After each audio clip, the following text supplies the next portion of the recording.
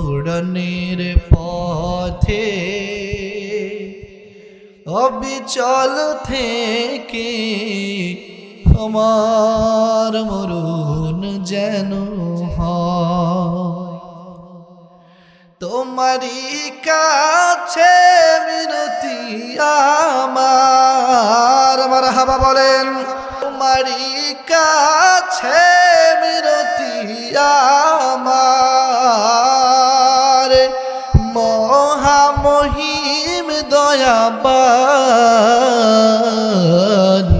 কোরআনের পথে অবিচল থেকে আমার মরণ যেন হয় কোরআনের পথে অবিচল থেকে আমার মরণ যেন হয়। সকলেই পড়ে না আমিন। চ্যানেলটি সাবস্ক্রাইব করে আমাদের সঙ্গেই থাকুন। আল্লাহ রাব্বুল আলামিন কোরআন হাকীমের মধ্যে সূরাতুল হিজর 15 নম্বর সূরা 9 নম্বর আয়াত 14 পারা 1 নম্বর পৃষ্ঠা 8 নম্বর লাইনের মধ্যে বিশ্ববাসীকে জানাইয়া দেওয়ার জন্য রব্বুল আলামিন বলেন ইন্না নাহনু নাযালনা যিকরা ওয়া ইন্না লাহু লাহাফিজুন।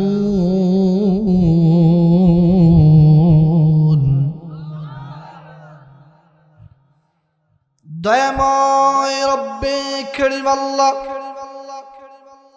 তার প্রিয় হাবিব নবীজি মুহাম্মদের জবান মুবারকের মাধ্যমে পৃথিবীর সকল মুসলমানদেরকে বিশেষ করে যারা মুসলিম তাদেরকে লক্ষ্য করে আল্লাহ তাআলা বলছেন এই যে কোরআন তোমাদের সামনে আছে যেই কোরআনকে তোমরা তেলাওয়াত করো না, রিসার্চ করো না, অ্যানালাইসিস করো না, গবেষণা করো না, তোমাদের সামনে কোরআন রাখা আছে। এই কোরআন তোমাদের তৈরি কোনো গ্রন্থ না, কোনো কিতাব না, বরং এই কোরআনকে আমি আল্লাহ তাআলা যুগ উপযোগী করে আপডেট করে একদম সুন্দর করে মডিফাই করে যেভাবে দুনিয়ার জমিনে পাঠাইলে কিয়ামত পর্যন্ত এই কোরআন পুরো বিশ্বটাকে শাসন করতে পারবে, এত সুন্দর করে আপডেট করে এই জমিনের মধ্যে কোরআনটা পাঠিয়েছে কে? আর মুহাব্বতে বলেন কে? ওই আল্লাহ তাআলাই বলছেন আমার বান্দারা শোনো, যেই সমস্ত কিতাবগুলো আগে ছিল, আগের আসমানি গ্রন্থগুলো আমি দায়িত্ব নেই নাই বলি নাই এই কিতাবগুলোকে আমি বাইবেলকে ইনজিলকে হেফাজত করব। এজন্য যখন তাদের প্রয়োজন হতো নিজেদের মতো করে তারা পরিবর্তন করে নিত, কিন্তু এই কোরআনকে আমি আল্লাহ তাআলা নিজে পাঠিয়েছি এবং তোমাদের হাতে দায়িত্ব দেই নাই, বরং আমি নিজেই দায়িত্ব নিয়ে বলতেছি ওয়া ইন্না লাহু লাহাফিজুন। আল্লাহু আকবার। আল্লাহ তাআলা বলছেন শোনো গোলামেরা, তোমাদের কোনো ভয় নেই, কোনো টেনশনের কারণ নাই। অন্যান্য আসমানি গ্রন্থগুলোর মতো, তাওরাতের মতো, জাবুরের মতো, ইনজিলের মতো এই কিতাবের মধ্যে একটা সূরা তো দূরের কথা, একটা আয়াত তো দূরের কথা, একটা অক্ষর পর্যন্ত চেঞ্জ কেউ করতে পারবে না। সুবহানাল্লাহ পড়েন। এমন কিতাব আমাদেরকে কে দিয়েছে? সবাই বলেন কে? আল্লাহর নাম নিলে খুশি হয় কে? নাম নেওয়া বাদ দিয়ে চুপ করে বসে থাকলে খুশি হয় কে? শয়তান। আমরা রাজি করবো কাকে? জোশের সঙ্গে হুশ রাখার দরকার আছে না নাই?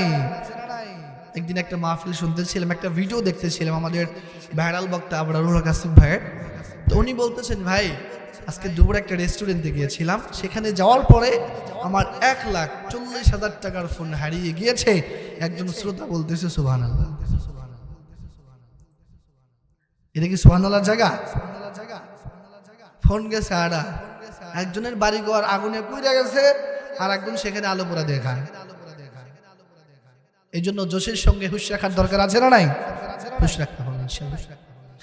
যেই কথা বলতেছিলাম, অন্যান্য জাসমানি গ্রন্থগুলো আছে, সেগুলো রদবদল পরিবর্ধন হয়েছে, কিন্তু এই কিতাবটা একদিন দুই দিন আগের নয়, ১,৫০০ বছর আগে জমিনের মধ্যে আল্লাহ তাআলা মায়া করে দয়া করে বান্দাদের জন্য গিফট হিসেবে পাঠিয়েছেন।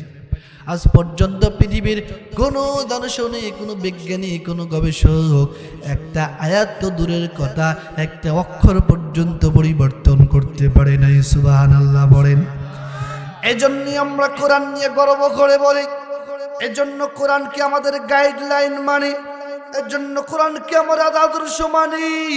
কারণ কোরআন দিয়ে যেই ব্যক্তি জীবন পরিচালনা করবে, কোরআন যেই ব্যক্তি কোরআনকে সামনে রাখবে, কোরআন তাকে রাস্তা দেখাইতে দেখাইতে জাহান্নামের পথে নিবে না, কোরআন বান্দাকে রাস্তা দেখাইতে দেখাইতে জান্নাত পর্যন্ত পৌঁছাইয়া দিবে। এজন্য মদিনার নবী, বিশ্ব নবী মুহাম্মদ সাল্লাল্লাহু আলাইহি ওয়াসাল্লাম বলেন, মান ক্বালা বিহি সাদাকা ওয়া মান হাকিমা বিহি আদলা ওয়া মান আমিলা বিহি উজিরা। সুবহানাল্লাহ পড়েন। বিশ্ব নবী হাদিসের মধ্যে জানাইয়া দেন, যে ব্যক্তি আমার, যেই উম্মত কোরআন দিয়ে কথা বলে, সেই বান্দা, সেই উম্মত সত্য কথা বলে, এই গ্যারান্টি দিয়েছেন নবী মুহাম্মদ সাল্লাল্লাহু। এবং যেই ব্যক্তি কোরআন দিয়ে ফাইসলা করে, তার ফাইসলাই যথাযথ হয়, ইনসাফের হয়, ইনসাফের বিচার হয়। যেই ব্যক্তি কোরআন দিয়ে তার জীবনটাকে সাজায় আমল করবে, তারা আমলনামা সওয়াব দিয়ে ভরপুর করে দিবে কে? আর যদি বলেন কি? এই জন্য আমরা কোনো মুফতি সাহেবের কথা শোনার কোনো প্রয়োজন নাই, কোনো বক্তা সাহেবের কথা আমরা শুনবো না। মুফতি সাহেব, পৃথিবীর সকল মুফতি সাহেব যদি একদিকে চলে যায় আর আমার কোরআন যদি একদিকে থাকে, মুফতি সাহেবের মানার দরকার নাই, আমরা মানব একজনের কিতাব, সেই কিতাবের নাম কি? এই জন্য রব্বুল আলামিন বললেন, শোনো গোলামেরা শোনো, এই নবী উম্মত, নবী মুহাম্মদের উম্মত স্পেশাল উম্মত আমার জন্য। এই জন্য স্পেশাল উম্মতের জন্য স্পেশাল গ্রন্থ আমি নিজে পাঠিয়েছি, এবং এটার দায়িত্ব দুনিয়ার কোনো মানুষকে আমি দেই নাই, বরং আমি নিজ দায়িত্বে আমার হাতে রেখে দিয়েছি। পৃথিবীর সকল মানুষের যদি ষড়যন্ত্র করে, চক্রান্ত শুরু করে, সকল মানুষের চক্রান্ত, সকল কাফেরদের চক্রান্ত শেষ হয়ে যাবে, কিন্তু আমার কোরআনের একটা বিধান কেউ পরিবর্তন করতে পারবে না। এখন প্রশ্ন হলো, হুজুর, এই যে কোরআন আমাদের সামনে আছে, কোরআন আমাদের সামনে গেলে কি হবে? কোরআনের মধ্যে সবকিছুর সমাধান আছে কিনা হুজুর আমরা তো জানি না।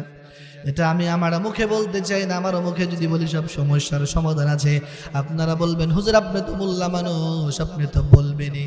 এই জন্য কোরআন থেকে আমরা জানবো ইনশাআল্লাহ। কোরআনকে আমরা জিজ্ঞাসা করলাম, হে কোরআন বলো, তোমার মধ্যে সব জিনিসের এক্সপ্লেন কি করা আছে? সব জিনিসের ব্যাখ্যা আছে নাকি? কোরআনকে যদি আমরা জিজ্ঞাসা করি, কোরআন সুন্দর করে একদম স্পষ্ট ভাষায় 14 নম্বর পারা 16 নম্বর পৃষ্ঠা 4 নম্বর লাইনের মধ্যে জানায় দেয়। রব্বুল আলামিন বলেন, ওয়া নাযালনা আলাইকাল কিতাবা তিবয়ানাল লিকুল্লি শাই ওয়া হুদাও ওয়া রাহমাতাও ওয়া বুশরা লিল মুসলিমিন। আল্লাহ তাআলা কোরআনের মধ্যে জানায়া দিলেন, চিন্তা টেনশনের কোনো কারণ নাই। যারা মনে মনে ভাবতেছো আমরা ইসলাম ধর্মের অধিকারী, আমরা ইসলাম ধর্ম অনুসরণ করি, হয়তোবা আমাদের কোরআনটা শুধুমাত্র মিলাদের কিতাব, মসজিদের কিতাব, এটা শুধু মসজিদ মাদ্রাসার মধ্যেই থাকবে, তাদের ধারণাকে বৃদ্ধাঙ্গুলি দেখিয়ে আমার কোরআন তাদেরকে জানাইয়া দিচ্ছে। আল্লাহ তাআলা বলছেন, ওয়া নাযালনা আলাইকাল কিতাব, আমি এমন সুন্দর করে এমন একটা কিতাব তোমাদের মাঝে আমি আল্লাহ তাআলা পাঠিয়েছি, সেখানে শুধুমাত্র মিলাদের মাসলা আছে, দুরুদের মাসলা আছে এমনটি নয়, মিষ্টি খাওয়ার সুন্নাতের কথা আছে এমনটি নয়। এমন একটা কিতাব পাঠিয়েছি তিবিয়ানাল লিকুল্লি শাই, আল্লাহু আকবার। এখানে শুধুমাত্র কেবলমাত্র একটা দুইটা জিনিসের ব্যাখ্যা নয়। তিবিয়ান বয়ান শব্দের অর্থ হলো মানুষকে হলো একটু ব্যাখ্যা করা, ছোট করে ব্যাখ্যা করা। আর তিবিয়ান মানে হলো ছোট করে ব্যাখ্যা করা নয়, যেভাবে ব্যাখ্যা করলে সেই জিনিসের মধ্যে, বস্তুর মধ্যে আর কোনো রকমের কোনো সন্দেহ থাকে না, সেই বিষয়টা বোঝানোর জন্য তিবিয়ান শব্দ ব্যবহার করা। একটু বুঝবেন, খেয়াল করবেন ভাইরা। বয়ান মানে হলো মানুষকে একটু বুঝানো, একটু কথা বলা, সেখানে অস্পষ্টতা থাকার সম্ভাবনা আছে। কিন্তু যেখানে তিবিয়ান বলা হয় আরো একটা অতিরিক্ত অক্ষর থাকে, তা সেখানে অতিরিক্ত অর্থ বোঝাতে গিয়ে অর্থাৎ এমনভাবে এক্সপ্লেন করা, এমনভাবে ব্যাখ্যা করা, এমনভাবে মানুষের সামনে আলোচনা করা, যেভাবে আলোচনা করলে মানুষের মধ্যে কোনো অস্পষ্টতা থাকে। আল্লাহ এখানে সেই শব্দটাই, সেই ওয়ার্ডটাই ইউজ করে আমাদেরকে জানিয়ে দিচ্ছে। এমন কিতাব পাঠিয়েছে, সেটা হলো আল কোরআন। এই কোরআনের মধ্যে শুধুমাত্র কেবলমাত্র দু একটা জিনিসের ব্যাখ্যা এমন নয়, স্পষ্ট আকারে বিস্তারিত ব্যাখ্যা করা আছে কয়েকটা জিনিসের। লিকুল্লি সেই, লাম মানে জন্য, কুল্লুন মানে প্রত্যেক, শাইউন মানে জিনিস বা বস্তু। অর্থাৎ এই পৃথিবীতে যতগুলো বস্তু আছে সকল বস্তুর তিবিয়ান হলো আল কোরআন। অর্থাৎ যতগুলো জিনিস পৃথিবীতে আছে প্রত্যেকটা জিনিসের এক্সপ্লেন বিস্তারিতভাবে একটা কিতাব করে, সেই কিতাবের নাম কি? কথা কি বুঝতেছেন? আমরা যখন কোরআনকে জিজ্ঞাসা করেছিলাম, ও কোরআন তোমার মধ্যে কি আছে, সব জিনিসের ব্যাখ্যা আছে কিনা, কোরআন আমাদেরকে জানিয়ে দিল শুধু সব জিনিসের ব্যাখ্যায় আছে এমন না, শুধু বগিসগি দুই চারটা কথা বলেই সলিম বুঝ দেওয়া হয় নাই, বরং কোরআনকে এত সুন্দর করে পরিষ্কার করে ক্লিন করে সাজানো হয়েছে। এই কোরআন যদি কোনো বান্দা ভালো নিয়তে গবেষণা করতে শুরু করে, অমুসলিমও যদি গবেষণা শুরু করে, শেষ পর্যন্ত কোরআনের কাছে মাথা নত করতে বাধ্য হয়ে যাবে। সুবহানাল্লাহ বলেন। অনেক এমন ইসলাম বিদ্বেষী বিজ্ঞানীরা ছিল, যেই বিজ্ঞানীরা মনে মনে চিন্তা করলো এই কোরআন এমন একটা কিতাব, যেই কিতাবের মধ্যে চ্যালেঞ্জ করা হয়েছে জালিকাল কিতাবুল লা রাইবা ফি, এটা এমন একটা কিতাব যেই কিতাবের মধ্যে ভুল থাকা তো দূরের কথা, একটা সন্দেহ পর্যন্ত নাই। এই কথাটা কার? আরে সবাই বলেন কার? একটা সন্দেহ পর্যন্ত এই কিতাবে নাই। এই কথা শুনে অন্যান্য বিজ্ঞানী বিজ্ঞানী যারা আছে, সায়েন্টিস্ট যারা আছে, বড় বড় গবেষক যারা আছে, তাদের মাথার মধ্যে চক্কর দিল, কি ব্যাপার, কোরআন দ্বারতহীন ভাবে এত বড় কথা কিভাবে বলে, কোনো সন্দেহ নাকি কিতাবের মধ্যে নাই। গবেষণা শুরু করি। এমন অনেক বিজ্ঞানী গবেষণা শুরু করেছে, কিন্তু গবেষণা শুরু করেছে অমুসলিম অবস্থায়, কিন্তু কোরআনের যতই রিসার্চ করেছে, গবেষণা করেছে, যতই কোরআনের ভিতরে ঢুকেছে, গবেষণার শেষ পর্যন্ত এ কথা বলতে বাধ্য হয়েছে, এটা কোনো মানুষের কিতাব হতে পারে না, এটা হলো একমাত্র মালিকের কিতাব। লিখে এবং অনেক বিজ্ঞানী কথা বলেছে, গবেষণা শেষ পর্যন্ত কথা বলতে বাধ্য হয়েছে, there is no contradiction between the Holy Quran and modern science, আধুনিক বিজ্ঞান এবং কোরআনের মাঝখানে কোনো দ্বন্দ্ব নাই। সুবহানাল্লাহ বলেন। এই কথা আমার কোনো কথা না। অমুসলিম বিজ্ঞানীরা কোরআন নিয়ে রিসার্চ শুরু করেছিল, গবেষণা করা শুরু করেছিল, গবেষণার শেষ পর্যায়ে কোরআনের সামনে মাথা নত করে বলেছে there is no contradiction between the Holy Book Quran and modern science, আধুনিক বিজ্ঞান এবং কোরআনের মাঝে বিন্দু পরিমাণ কোনো দ্বন্দ্ব নাই। এবং আমরা বিজ্ঞানীরা হাজার এমন তথ্য পাই নাই, এমন হাজার জায়গা আছে যেখানে আমরা ঠেকে গিয়েছি, আটকে গিয়েছি। আমাদের এই ঠেকা জায়গাগুলোতে কোরআন আমাদেরকে তথ্য দিয়ে সহযোগিতা করেছে। আরো জোরে বলেন সুবহানাল্লাহ। অথচ এই কোরআনটাকে আমরা সেই পর্যায়ে নিতে পারিনি, সেই পর্যায়ের কিতাব আমরা মনেই করি না, বরং এটাকে আমরা মিলাদের কিতাব বানিয়েছি, এটাকে আমরা মাদ্রাসার মধ্যে বন্দি রেখেছি, এটাকে আমরা মসজিদের মধ্যে সীমাবদ্ধ করে রেখেছি। আর যাদের ঘরে আছে এটা সুন্দর করে আলমারির উপরে বিছায়া রাখছি, কাগজ দিয়ে পেঁচায়া। কথা বলেন ঠিক কিনা? এটা কোরআনের উপরে সবচাইতে বড় জুলুম। আপনার যদি পড়ার সময় না থাকে, সামর্থ্য না থাকে, কোরআন মসজিদে রাখবেন, যারা পড়তে পারবে তাদেরকে দিবেন। কিন্তু বছরের পর বছর কোরআনকে আল্লাহর উপর রেখে, শোকেজের উপর রেখে সেখানে ময়লা ফেলে কোরআনকে অপমান করবেন, সেই সাহস আপনাকে কে দিল? আপনার সংসারে আয় উন্নতি, বরকত নাই, সংসারের মধ্যে ঝামেলা। আপনি মনে করেন না আল্লাহ আপনার উপর জুলুম করতেছে? কোনো না কোনো ভাবে আপনি আল্লাহর সঙ্গে বেঈমানি করছেন, যার কারণে আপনার সংসার থেকে গজব যায় না। কথা বলেন ঠিক কিনা? একটু জিকির করি লা ইলাহা, গোনা দিন ফুরায়া যাবে, গোনা দিন ফুরায়া যাবে, যৌবনে লাগবে ভাটি, ওই যে দেখো ডাকিতেছে তোমায় কবরের বাড়ি। ঠিক কিনা বলেন? সাথে সাথে বলতে পারবেন?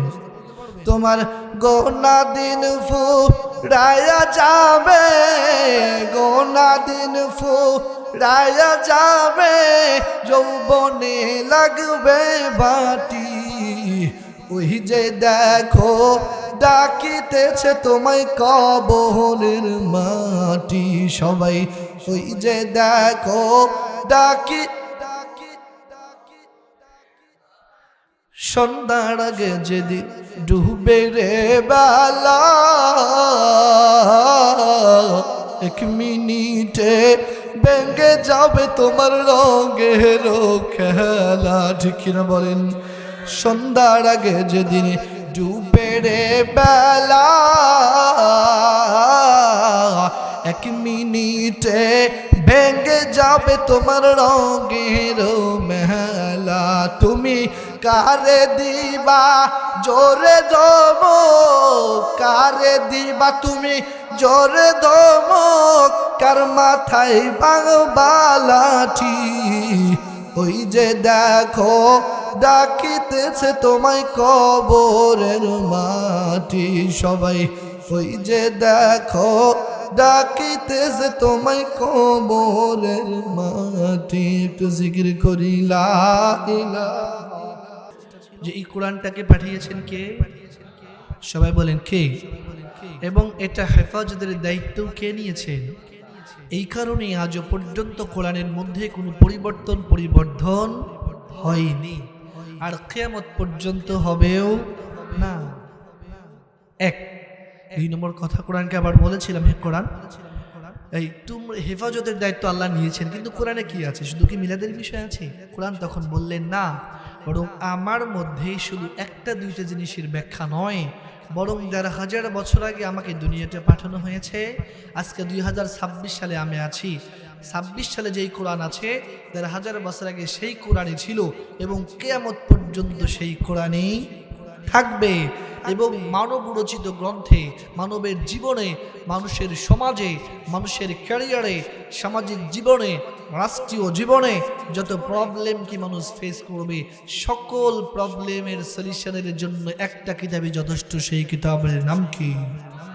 এই বিশ্বাস কি আমাদের আছে? এই বিশ্বাস আমাদের যদিও আছে, কিন্তু এই কোরআনকে আমরা গবেষণা তো দূরের কথা, দেখেও শুদ্ধ করে পড়তে পারি না এমন মানুষের সংখ্যা কম নাকি বেশি? শতকরা 98% মানুষ, সমাজের মানুষ শুদ্ধভাবে কোরআন পড়তে পারে না। আমি আপনাদেরকে কষ্ট দিব না, অপমান করব না, আমি জাস্ট একটু বোঝানোর জন্য বলি। এখানেও যদি হাত তুলতে বলি, বলবো না, তখন দেখা যাবে শতকরা ৯৯% মানুষ মাদ্রাসার ছাত্র বাদ দিয়ে তারা কেউ হাত তুলবে না যাত্রা তারা সূরা ফাতিহাটা শুদ্ধ করে পড়তে পারে। ইটস রিয়ালিটি, এটা বাস্তবতা। যে আমরা কোরআন নিয়ে গবেষণা করা তো দূরের কথা, হাজারো মুসলিম কোরআন নিয়ে গবেষণা করে ইসলামের ছায়াতলে আসলো, অথচ আমাদের মাঝে কোরআন, আমাদের কিতাব কোরআন, সেই কোরআনকে আমরা মিলাদের কিতাব, মসজিদের কিতাব, মাদ্রাসার কিতাব বানায়া, প্রতিবন্ধী বানায়া ঘরের মধ্যে বন্দী করে রাখছি। আছে না নাই? অথচ এই কোরআন দিয়ে রাসূলের জামানায় রাষ্ট্র পরিচালনা করা হতো, এই কোরআন দিয়ে সংসদ ভবন পরিচালনা করা হতো, অথচ যখন এই মেম্বার থেকে মাহফিল থেকে বলা হয় যে এই কোরআন শুধু মসজিদ মাদ্রাসার মধ্যে থাকবে না, শুধু মাহফিলের ময়দানে থাকবে না, পার্লামেন্ট পর্যন্ত পরিচালনা করতে হবে, তখন সমাজের কিছু পাতিনেতা হুজুরের কথার মধ্যে, আলেমের কথার মধ্যে রাজনীতির গন্ধ খুঁজে পায় এমন পাতিনেতা আছে না নাই?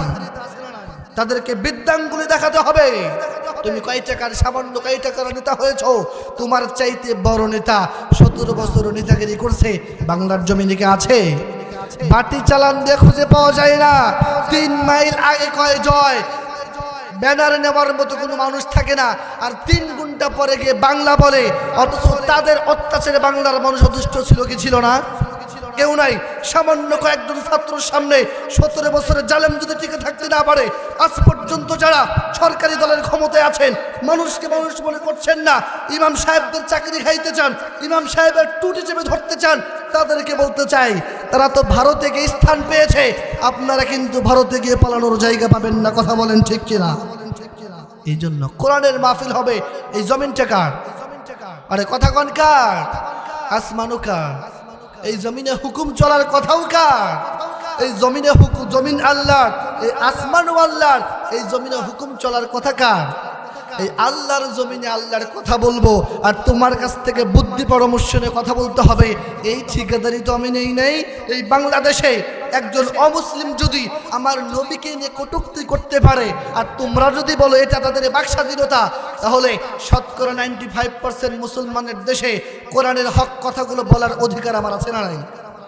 একজন নাগরিক হিসাবে কথা বলা বাকস্বাধীনতা, এটা আমার অধিকার।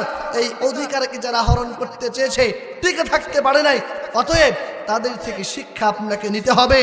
তারা যেহেতু টিকে থাকতে পারে নাই, আপনি টিকে থাকতে চাইলে, আপনার অস্তিত্ব টিকে রাখতে চাইলে, তাহলে কোরআনের বিরোধিতা বাদ দিয়ে কোরআনের সঙ্গে তাল মিলিয়ে কোরআন দিয়ে জীবন পরিচালনার দরকার আছে না নাই? যে যত তাড়াতাড়ি বুঝবে যে কোরআনের সঙ্গে মিল রাখলে দেশের ক্ষমতায় টিকে থাকা সম্ভব, তার জন্য ততই ভালো। কেউ যদি মনে করে মোল্লাদেরকে টিক্কা দিয়ে, হুজুরদেরকে টিক্কা দিয়ে, কোরআনের আইনকে মাইনাস করে কোরআনের বিরুদ্ধে কথা বলে বাংলার জমিনে রাষ্ট্র ক্ষমতায় থাকবেন, আরে মেয়ে তুমি পোশাক মোকার স্বর্গে বাস করতেছো।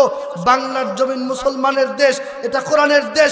এই কোরআনের দেশের মধ্যে কোরআনের বিরুদ্ধে কথা বলে তুমি সরকারি দলে টিকে থাকবা, চেয়ারের মধ্যে টিকে থাকবা, বাংলার মুসলমান থাকতে এটা কখনো সম্ভব হবে না। কথা বলেন ঠিক কিনা? চিন্তা আপনাদের নাই, টেনশন আপনাদের করতে হবে না। আপনাদের ঠিক বলতে কোনো সমস্যা আছে? আপনাদের ঠিক বলা না বলার কোনো পরোয়া করিও না, কারণ পাবলিক বড় ডেঞ্জারাস। সামনে থেকে বলবে হুজুর, হুজুরের ভয় নাই, রাজপথ ছাড়ি নাই, কিন্তু যখন এখানে পুলিশ আসবে হুজুরকে থানায় নিয়ে যাইব, এই লোকগুলা বাইজা খেতা কাইদে ঘুমাইব। কথা বলেন ঠিক কিনা? এ হলো পাবলিক, এ হলো পাবলিক। এই পাবলিককে আমরা খুব ভালো করে চিনি। পাবলিকের চেহারার দিকে তাকায়া, পাবলিকের বাহবা পাওয়ার জন্য, পাবলিকের মনোরঞ্জন করার জন্য এই কোরআনের কথা বলি না। যেই দিন থেকে শুনেছি, যেই দিন থেকে পড়েছি, 11 পারা 20 পৃষ্ঠা 1 নম্বর লাইনের মধ্যে আল্লাহ বলছেন, ওয়া ইয়ামসাসকাল্লাহু বিদুররিন ফালা কাশিফা লাহু ইল্লা হু ওয়া ইয়ুরিদকা বিখাইরিন ফালা রাদ্দা লিফাদলি। আল্লাহ বলছেন পৃথিবীর সকল মানুষ একদিকে, সকল মিলে তোমার যদি কোনো ক্ষতি করতে চায়, আর আমার মালিক যদি চাই ক্ষতি করতে পারবে না। পৃথিবীর সকল মানুষ মিলে তোমার বিন্দু পরিমাণ কোনো ক্ষতি করতে পারবে। আর অন্য জায়গায় আল্লাহ বলছেন পৃথিবীর সকল মানুষ একদিকে, তোমার যদি বিন্দু পরিমাণ কোনো উপকার করতে চায়, আমি আল্লাহর পক্ষ থেকে সেই ফাইসালা যদি না থাকে, তোমার কিঞ্চিত পরিমাণ উপকার করতে পারবে। এটা কোরআনের কথা। এই মেসেজটা যেদিন থেকে আমার ব্রেনে ইনস্টল হয়েছে, সেদিন থেকে সাহস আমার মধ্যে কাজ করে। আমার রিজিকের দায়িত্ব কার হাতে? কথা বলেন কার হাতে? 12 নম্বর পারে 1 পৃষ্ঠা 1 নম্বর লাইনের মধ্যে আল্লাহ বলছেন, ওয়ামা মিন দাব্বাতিন ফিল আরদি ইল্লা আলাল্লাহি রিজকুহা। রিজিকের দায়িত্ব কোনো দলের হাতে দেই নাই, রিজিকের দায়িত্ব কোনো রাজনৈতিক নেতার হাতে দেই নাই, রিজিকের দায়িত্ব সরাসরি আমার আল্লাহ তাআলা নিয়েছেন। সুবহানাল্লাহ পড়েন। কারণ রিজিকের দায়িত্ব যদি কোনো দলের থাকতো, তাহলে ক্ষমতাসীন দলের লোকেরা কোনোদিনও বিরোধী দলের লোককে খাবার দিত। কিচ্ছু লাগবে না, এক ফালি যথেষ্ট। ভাত পানি বন্ধ করে থইতো, কিছুদিন পরে জবান বন্ধ করে। এই জন্য আল্লাহ তাআলা রিজিকের দায়িত্ব দুনিয়ার কারো হাতে দেয় নাই। কার হাতে রাখছেন? নিজের হাতে রাখছেন। এই জন্য এই ভয় আমরা কখনোই করি না, এই চিন্তা কখনোই করি না আমাকে মাহফিলের দাওয়াত দিবে কি দিবে না, আমাকে ভালোবাসলো কি বাসলো না, আমার হাদিয়া আসবে কি আসবে না, আই ডোন্ট কেয়ার। এইখন পর্যন্ত কোনো চাকরিজীবী কিচ্ছু করে নেই, মাহফিল করে নেই, খাওয়াইছে গে। মাহফিল ছাড়া কোনো কাজকর্ম ছাড়া যদি খাওয়াইতে পারে সেই মালিক এখনো আছে না নাই? সেই মালিক আমাকে খাওয়াবে, সেই বিশ্বাস আছে, সেই সাহস নিয়ে কথা বলি। দুনিয়ার সকল মানুষ যদি নারাজ হয়ে যায়, আমার আল্লাহ যদি আমার উপর রাজি হয়ে যায়, আই ডোন্ট কেয়ার, দুনিয়ার কাউকে পরোয়া করি না। আমরা খুশি করব কাকে? একটু জিকির করি লা ইলাহা লা ইলাহা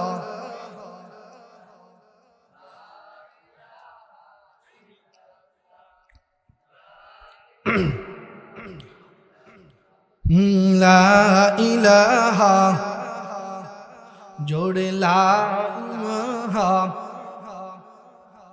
লা ইলাহা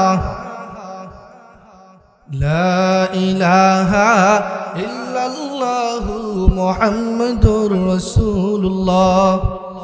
এই যুবক ভাইরা কে আছে? এই যুবক ভাইরা আছে নাকি?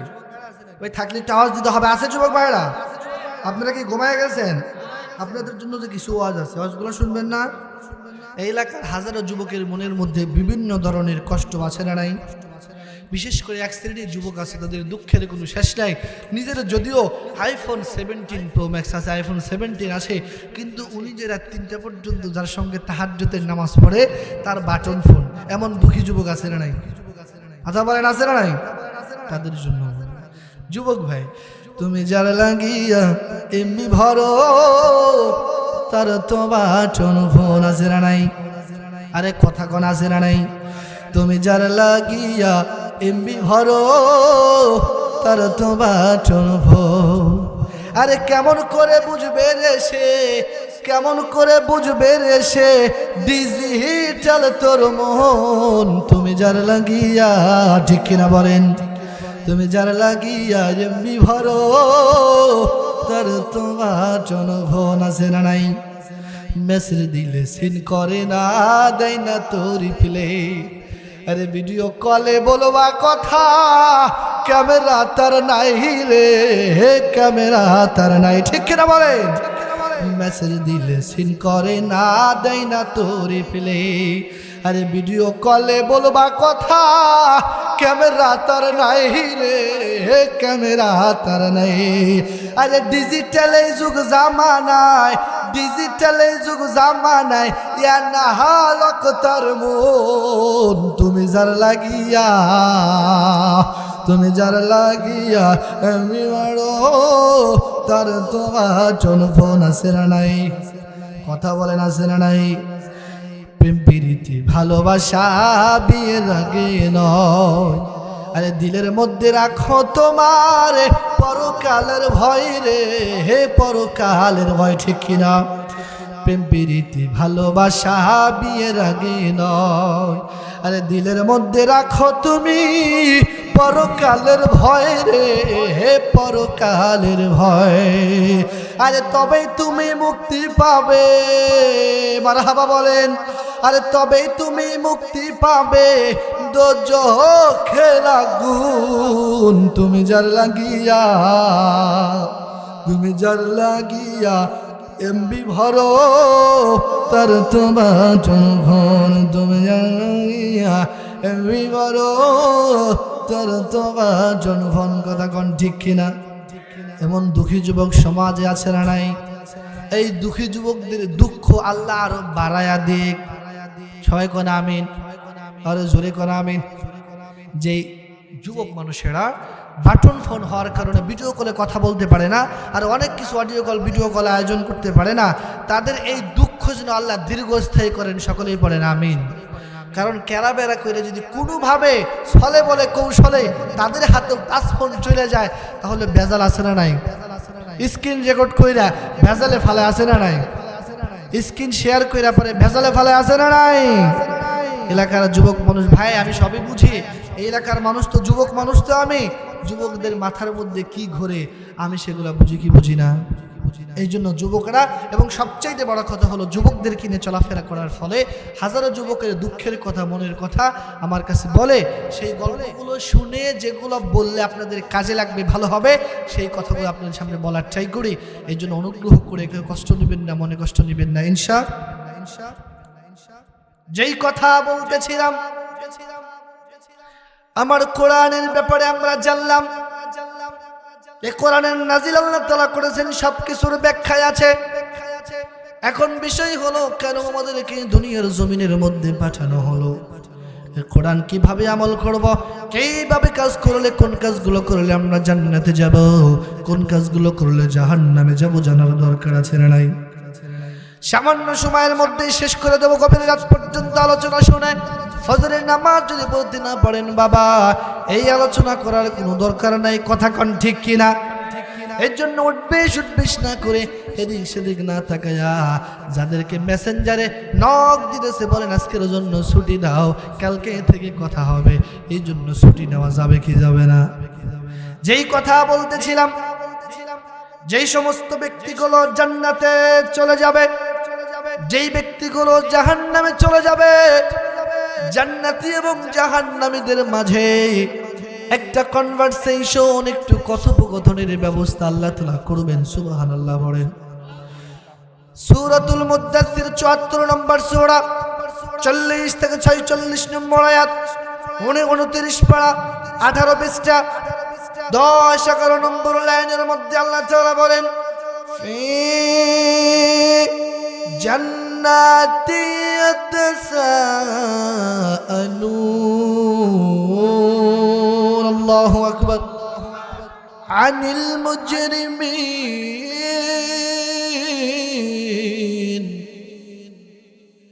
সেদিন রব্বে কারীম আল্লাহ জান্নাতি এবং জাহান্নামীদের মাঝে একটা আলোচনার ব্যবস্থা করে দিবেন। সেদিন জান্নাতীরা জাহান্নামীদেরকে ডেকে ডেকে বলবে, ও ভাইরা, দুনিয়ার মধ্যে আমরা একসাথে চলতাম, একসাথে আমাদের উঠা বসা ছিল, আমরা একসাথে আড্ডা দিতাম, আমাদের মাঝে কোনো দেওয়াল ছিল না, কোনো প্রাচীর ছিল না। আজকে তোমাদের আমাদের মাঝে এত প্রাচীর কেন? মা সালাকাকুম ফি সাকার।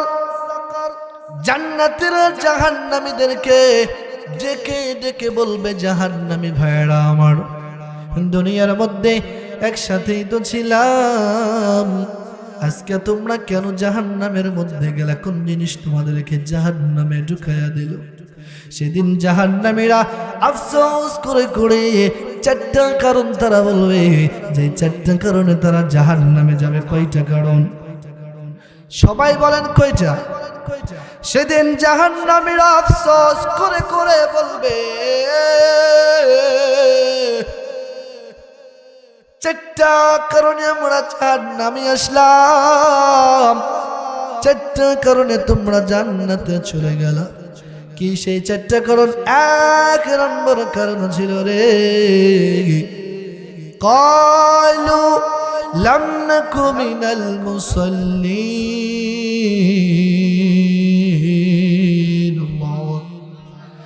সেদিন জাহান্নামের আফসোস করে করে বলবে,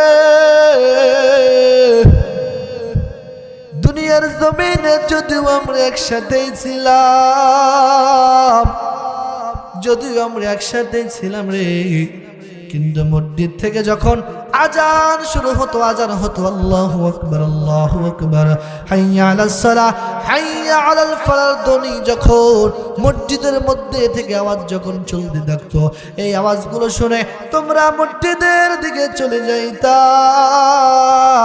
আমরা মসজিদে না যাইয়া চায়ের স্টলে আমরা বসে থাকতাম, আড্ডা দিতাম। দুনিয়ার মধ্যে তোমরা মুসল্লি ছিলা, নামাজি ছিলা রে। আমরা দুনিয়ার মধ্যে ছিলাম কিন্তু 5 ওয়াক্ত নামাজি ছিলাম না। কেউ ছিলাম শুক্রবারে, কেউ ছিলাম রমজান আলে, কেউ শুক্রবারে নামাজ পড়তাম, কেউ শুধু রমজান আসলে নামাজ পড়তাম, সারা জীবন কোনো খবরও থাকতো না। এই জন্য নামাজ পড়ার কারণে আজকে তোমরা জান্নাতে চলে গেছো। আর আমরা দুনিয়ার জমিনে মুসল্লি ছিলাম না, নামাজি যেহেতু ছিলাম না, সেই জন্য আজকে আমরা জাহান্নামে আছি। নাউজুবিল্লাহ। পড়েন, জাহান্নামে যাওয়ার কারণ কয়টা? একটু মুখস্থ করতে হবে। সবাই বলেন কয়টা? 4টা কারণের 1 নম্বর কারণ ছিল যারা দুনিয়ার জমিনে নামাজ পড়বে না রে, দুনিয়ার জমিনে যারা মুসল্লি হবে না, দুনিয়ার জমিনে যারা আমার আল্লাহর গোলামের জন্য মসজিদে যাবে না, ওই বান্দাগুলো জাহান্নামে কিন্তু চলে যাবে। 2 নম্বর কারণ ছিল ওয়ালাম নাকুনু তু'আমুল মিসকিন। দুনিয়ার মধ্যে তোমাদের তেমন কোনো সামর্থ্য ছিল না রে, তেমন টাকা পয়সার মালিক তোমরা ছিলে না। টাকা পয়সার মালিক যদিও তোমরা না থাকো, তারপরেও তোমাদের যতটুকু সামর্থ্য আছে তোমরা গরিবদেরকে খাবার দিতা, গরিব মিসকিনদেরকে দান করতা। এই দান করার কারণে, ভালো ব্যবহার করার কারণে তোমরা আজকে জান্নাতের মধ্যে আছো। আর আমাদের টাকা পয়সার কোনো অভাব ছিল না, কিন্তু গরিব মানুষ আমাদের কাছে সওয়াল করলে দূর দূর করে তাদেরকে তাড়িয়ে দিতাম। এমন অনেক ধনী মানুষকে আমি চিনি, যেই ধনী মানুষের গেট করা বাড়িতে ফকির যে ভিক্ষা খায়, সওয়াল করে মারে আল্লাহর জন্য কিছু দান করেন। 10 মিনিট কথা বলার পরে গেটটা পর্যন্ত খোলে না, এমন ধনী বাড়ি আছে না নাই?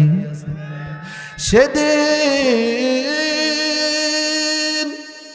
আফসোস করে করে জাহান্নামীরা বলবে, দুনিয়ার জমিনে তোমরা ফকিরদেরকে খাবার দিতা, গরিবদেরকে সহযোগিতা করতা, রমজানের ঈদের সময় মানুষদেরকে রোজাদার খাওয়াইতা, রমজানের ঈদের সময় মানুষের বাড়িতে বাড়িতে কাপড় পৌঁছায়া দিতা, মানুষের ঘরে ঘরে সিমাই মিশ্রি বিভিন্ন ধরনের সরঞ্জাম পৌঁছায়া দিত। এমন কিছু যুবক মানুষ, সমাজসেবক মানুষ সমাজে আছে না নাই? প্রতিটা গ্রামের মধ্যে দেখেছি এমন কিছু মানুষ আছে, ঈদের দিন এমন ধনী গরিব মানুষ ঈদের বাজার করতে পারে না। অনেক গরিব মানুষ ঠিক মতো খাবারের ব্যবস্থা করতে পারে না, অনেক মানুষ সেই খাবারের ব্যবস্থা করে এমন সূর্য সন্তান, যুব সন্তান এলাকার মধ্যে আছে না নাই?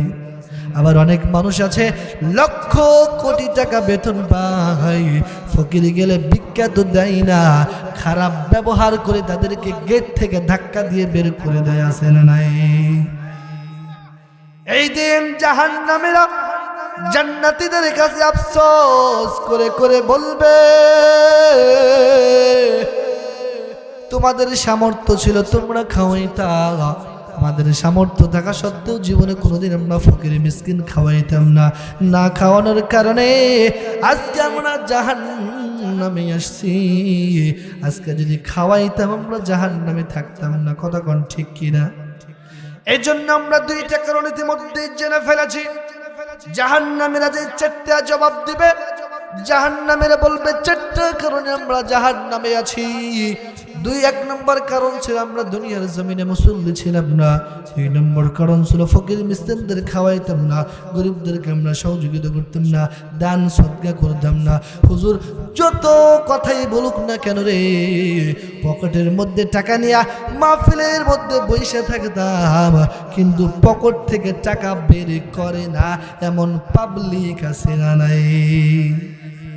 রাস্তার মধ্যে একটা কুকুর কান্না করে, পিপাসায় কাতর, ক্ষুধার কারণে জানটা বের হয়ে যাবে। একজন পথিক রাস্তার পাশ দিয়ে যায়, রাস্তার পাশ দিয়ে যাওয়ার সময় কুকুরের দিকে তাকায়া দেখি কুকুর প্রচন্ড পিপাসার কারণে জিহ্বাটা বের হয়ে গেছে। জিহ্বাটা বের হওয়ার কারণে, ক্ষুধার কারণে আওয়াজ তার বের হচ্ছে না। কুকুরের গলা দইরা মন খারাপ কইরা কান্নাকাটি করতেছে। পাশের একজন মানুষ বলল, ভাই কান্না কেন করো রে? বলে এই কুকুরটা খোদার কারণে কাতরাইতেছে, যদি তাকে খাবার না দেওয়া যায় যে কোনো সময় হয়তো বা ছটফট করে মারা যাবে। আরে ভাই তোমার ব্যাগের মধ্যে কি? বলে ব্যাগের মধ্যে রুটি আছে। আরে ভাই রুটি নিয়া ব্যাগের মধ্যে রেখে কান্নাকাটির দরকার নাই, রুটি তুমি কুকুরকে দিয়ে দাও, কান্নাকাটি করা লাগবে না। কুকুর রুটি যদি খায় এমনিতেই বেঁচে যাবে। তখন ওই কুকুর এই ব্যক্তি আফসোস করে করে বললেন, ভাই 2 ঘন্টা ধইরা কুকুরের গলা ধইরা কাঁদতেছি, চিল্লাইতেছি, যদি দরকার হয় 7 দিন পর্যন্ত কান্নাকাটি করবো, চিল্লাবো, কিন্তু আমার বুসকার মধ্য থেকে ব্যাগ থেকে রুটি আমি বের করতে পারবো না। এই ধরনের কিছু মানুষ সমাজে আছে না নাই? হুজুর আপনি পয়েন্ট করতেছেন, করেন, শুনবো, ভালোই তো লাগতেছে, আরো 2 ঘন্টা করেন, কোনো প্রবলেম নাই। কিন্তু যখনই মসজিদের উন্নতি কল্পের জন্য যখন টাকা চাইবেন, হুজুর মন চাই 4 ঘন্টা বেশি আপনি কথা বলেন গো, কিন্তু আমাদের পকেট থেকে টাকা বের করা যাবে লয়। এই ধরনের পাবলিক আছে না নাই? এই নিয়ত করে বাবা বসে থাকলে চলবে না। আল্লাহর ঘর আল্লাহর জন্য দান করলে সেটা কয়েক ডাবল আমাদেরকে কবরের মধ্যে দিয়ে দিব কে? আরে দানের কথা আসলে মানুষের আওয়াজ টাওয়াজ একবারে ছোট হয়ে যায়। জোর করে কার পকেট থেকে টাকা নেওয়া হবে? কথা বলেন হবে? যেই কথা বলতেছিলাম, একটু মাশাআল্লাহ মারহাবা, আমার এক ভাই 300 টাকা দিয়েছে। আরো যাদের মন গলবে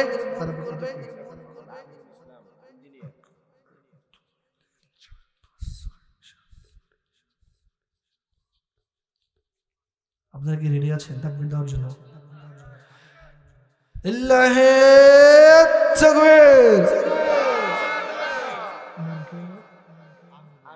ইঞ্জিনিয়ার আমিনুল নগদ 15,000 টাকা বলেন মারহাবা, আরো জোরে বলেন মারহাবা।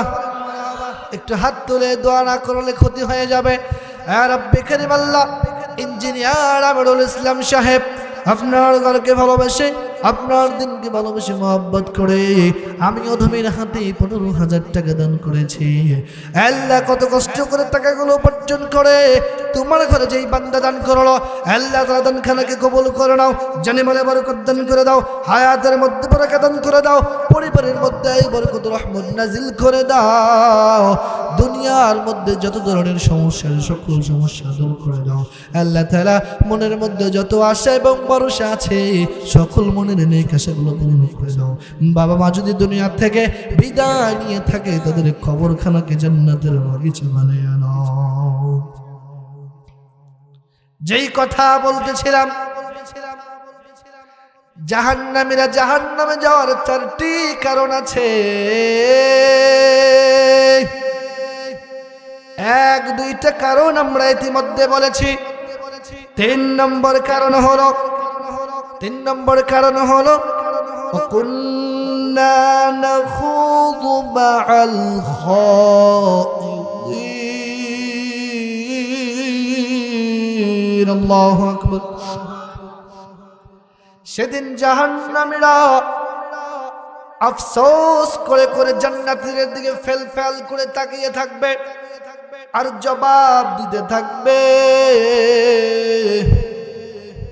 দুনিয়ার মধ্যে তোমরা নামাজি ছিলা, তোমরা মাহফিলের প্যান্ডেলে যে মাহফিল শুনতা, কোরআনের প্রতি ভালোবাসা তোমাদের কিঞ্চিত পরিমাণ কমতি ছিল না।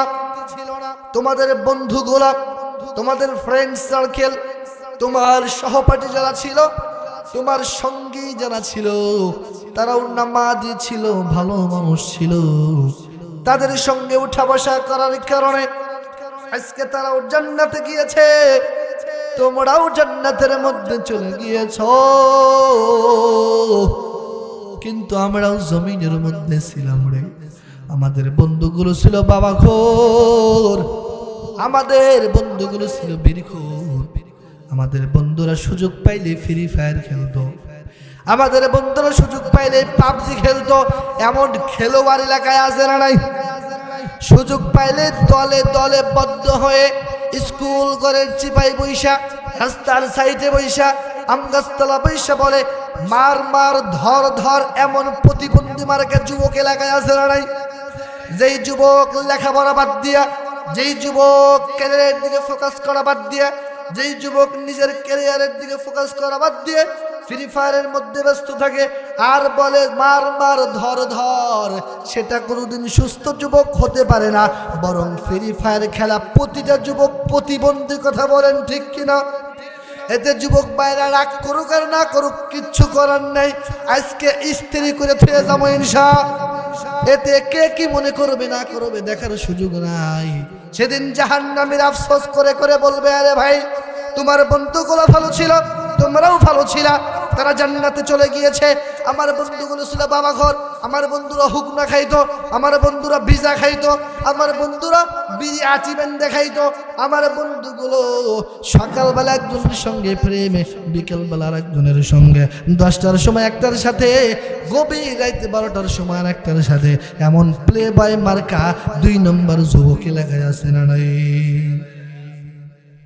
যেই কথা বলতেছিলাম সেদিন তারা আফসোস করে বলবে, তোমাদের সহপাঠীরা ভালো ছিল, তোমরা ভালো হওয়ার কারণে জান্নাতে গেছো।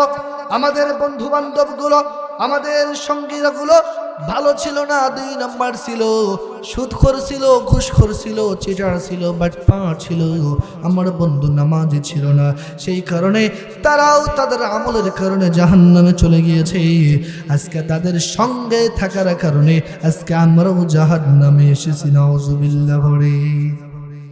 এখন সিদ্ধান্ত আপনার বন্ধুগুলো কেমন হবে। এজন্যই বলা হয় হয়তোবা নামাজিকে বন্ধু বানাও অথবা বন্ধুকে নামাজি বানাও। কথা বলেন ঠিক কিনা? তোমার বন্ধু যদি নামাজি হয়, তুমি না চাইলেই তোমাকে জোর করে মসজিদ পর্যন্ত পৌঁছানোর তৌফিক দিবে কে? আর তোমার বন্ধু যদি বাবাখোর হয়, তুমি যদি একদম রিফ্রেশ ক্লিন ইমেজের একদম ইনোসেন্ট একজন লয়াল পার্সন হয়ে থাকেন, তবুও 2-4 দিন পরে যে বাবাখোর বন্ধুর সঙ্গে ঘুরবেন, কিছুদিন পরে আপনিও ডলাডলি শিখবেন। কথা বলেন ঠিক কিনা? কারণ কি? কারণ সঙ্গ দোষে লোহা বাসে, সৎসঙ্গে স্বর্গবাস, অসৎসঙ্গে, কথা বলেন, অসৎসঙ্গে, সৎসঙ্গে জান্নাত বাস, অসৎসঙ্গে সর্বনাশ বা জাহান্নাম। এখন সিদ্ধান্ত আপনার বন্ধুগুলো কেমন হবে। আপনার বন্ধুগুলো যদি জুয়াখোর হয়, আপনার বন্ধু যদি সুদখোর হয়, চিটার হয়, বাটপার হয়, তারা জাহান্নামে গেলে আপনি কি জান্নাতে যেতে পারবেন? এই জন্য আপনাকে এখন থেকেই, এটাকে নবীরুল ইসলাম 1000 টাকা বলেন মারহাবা। আপনারা টাকাও দিবেন না, মারহাবাও জোরে কইবেন না। কেউ দিবে কেউ দিবে না, তা হবে না। ইল্লাহে তাকবীর। জনাব নবীরুল ইসলাম 1000 টাকা বলেন মারহাবা, আরো জোরে বলেন মারহাবা। আপনারা যদি আমাকে চিল্লাইতে বলেন, 1 ঘন্টার বেশি হলো আমি চিল্লাই দিছি, গলাটা বইসা গেছে, আপনারা চুপ করে বইসা আছেন। আপনারা সপ্তাহে মাসে একটা করে মাহফিল শোনেন রে ভাই, আর আমার প্রতিদিন মাহফিলে চিল্লান লাগে। আমার উপর কি একটু আপনারা দয়া করবেন না ভাই? গতকালও চিল্লাইছি, 2-3 ঘন্টা পর্যন্ত চিল্লাইছি। প্রতিদিন ভাই কথা বলতে হয়, এটা তো একটা মেশিন ভাই, এখানে কথা বলতে প্রেশার পড়তে প্রচন্ড কষ্ট হয়ে যায়। সেই জন্য একটু আস্তে আস্তে আপনাদেরকে বলি। আর আপনারা যদি চুপ থাকেন তাইলে কি হবে? কোরআন সুন্নাহ আলো, এই কোরআন সুন্নাহ আলো, এই কোরআন সুন্নাহ যেখানে থাকবেন তো থাকেন না তো। মসজিদে কোরআন সুন্নাহ থাকে আর আপনাদেরকে বাটি চালান দিয়ে খুঁজে পাওয়া যায় না।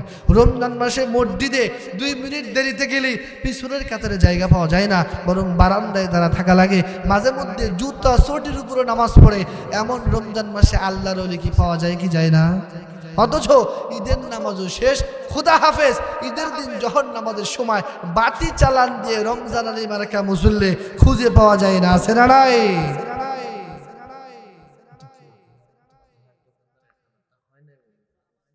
এখানে কি আছে?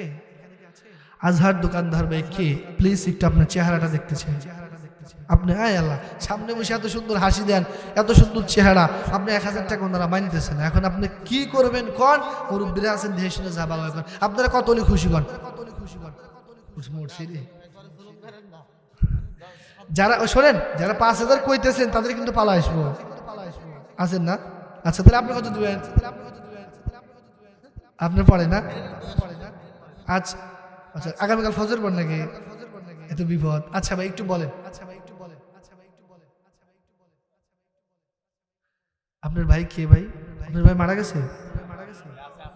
আচ্ছা ভাই আপনার নাম কি? মিরাজ আলী না? দিছিল 1000 টাকা।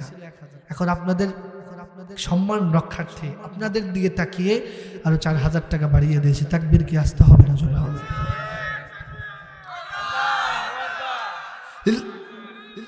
মাশাআল্লাহ মাশাআল্লাহ। ঘরে ঘরে জালো। আল্লাহু আকবার। মীর আজহার আলী ভাই নগদ বাকি 5000 টাকা বলেন মারহাবা। আরো জোরে বলেন মারহাবা।